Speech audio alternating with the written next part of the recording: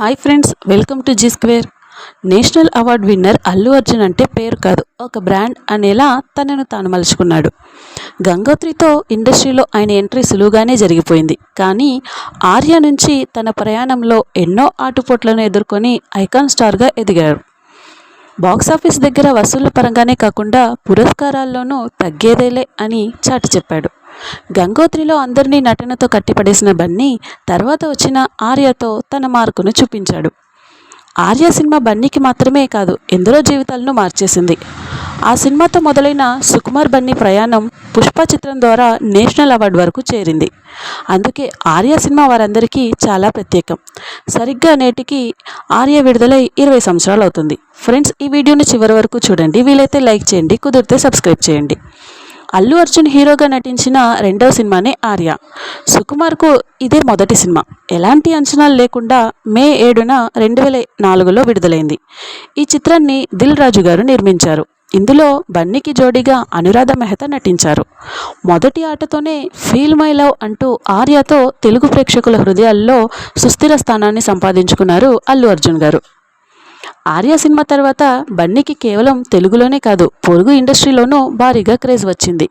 అక్కడ అల్లు అర్జున్ను మనం ప్రేమగా బన్నీ అని పిలుచుకుంటుంటే, మలయాళ ప్రేక్షకులు మల్లు అర్జున్ అని పిలుస్తుంటారు. ఈ సినిమాతో అల్లు అర్జున్ని కెరీర్ మారిపోయింది. తనలోని డ్యాన్స్, నటన స్టైల్ ఇలా అన్నీ తెరపై చూపించాడు. దీంతో ఒక్కసారిగా ఆయనకు చాలామంది ఫ్యాన్స్ అయిపోయారు. సుకుమార్ దర్శకత్వంలో తెరకెక్కిన ఆర్య చిత్రం నేటితో 20 సంవత్సరాలు పూర్తి చేసుకుంది. ఈ సినిమా ఎందరో జీవితాలని మార్చింది. నటుడిగా అల్లు అర్జున్, దర్శకుడిగా సుకుమార్, నిర్మాతగా దిల్ రాజుకి, సంగీత దర్శకుడిగా దేవిశ్రీ ప్రసాద్కి, బన్నీ ఇలా చాలామందికి ఆర్య మంచి గుర్తింపునిచ్చింది. వారందరి కెరీర్లో ఒక మైలురాయిగా ఆర్య నిలిచిపోయింది. ఇలా ఎందరికో బ్రేక్ ఇచ్చిన ఆర్యను గుర్తు చేసుకుంటూ ఒక ఈవెంట్ ప్లాన్ చేయాలని దిల్ రాజు గారు అన్నారట. దీని నుంచి అధికారిక ప్రకటన ఇంకా రాలేదు. ఆర్యకు 20 సంవత్సరాలు. ఇది సినిమా మాత్రమే కాదు, నా జీవిత గమనాన్ని మార్చిన ఒక క్షణం అంటూ ఎప్పటికీ కృతజ్ఞతతో ఉంటాను అంటూ బన్నీ గారు ఒక పోస్ట్ చేశారు.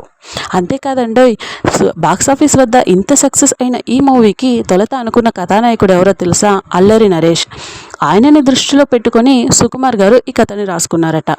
ఏమైందో ఏమో కానీ ఆ కథ ఆయన వరకు వెళ్ళలేదు. ఓ ఇంటర్వ్యూలో నరేష్ గారు మాట్లాడుతూ, సుకుమార్ 100% లవ్ సినిమా తీస్తున్న సమయంలో నన్ను కలిశారు. అల్లరిలోనూ మీ నటన నన్ను ఆకట్టుకుంది. ఆర్య కథ మీకోసం రాసుకున్నా అని చెప్పారు. ఎవరికి రాసిపెట్టి ఉన్న కథ వారి వద్దకే వెళ్తుంది. ఆయన దృష్టిలో పడ్డానంటే నటుడిగా నేనేదో చేస్తున్నట్లే లెక్క. ఆర్యగా అల్లు అర్జున్ కంటే బాగా ఎవరు చేయలేరు అని అల్లరి నరేష్ గారు ప్రశంసించారట.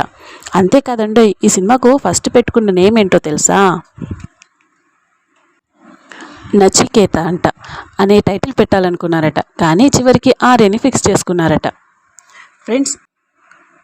ఫ్రెండ్స్, ఈ వీడియో మీకు నచ్చినట్లయితే లైక్ చేయండి, షేర్ చేయండి, సబ్స్క్రైబ్ చేయండి. Thank you for watching.